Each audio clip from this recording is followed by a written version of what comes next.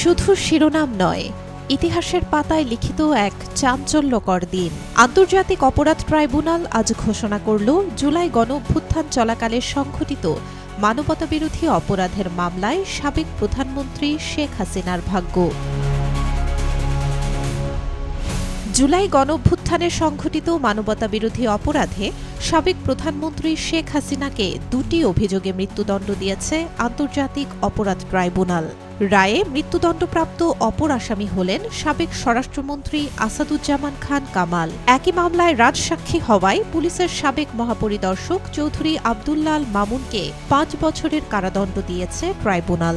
সোমবার দুপুরে আন্তর্জাতিক অপরাধ ট্রাইব্যুনাল 1-এর বিচারপতি মোহাম্মদ গোলাম মুর্তুজা মজুমদারের নেতৃত্বে 3 সদস্যের প্যানেল এই রায় ঘোষণা করেন। আন্তর্জাতিক অপরাধ ট্রাইব্যুনালের বাইরে সকাল থেকেই উত্তেজনা ছিল চরমে। বিভিন্ন রাজনৈতিক ও সামাজিক সংগঠনের নেতাকর্মীরা সেখানে অবস্থান করেন। এদিকে ধানমন্ডি 32 নম্বরের সামনে এক্সকাভেটর নিয়ে গেলে সেনা ও পুলিশ বিক্ষোভকারীদের ছত্রভঙ্গ করে।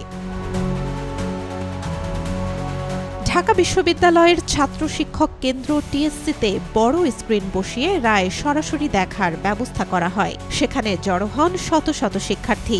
সরাসরি রায় ঘোষণা সম্প্রচার করা হয় বিটিভিতে।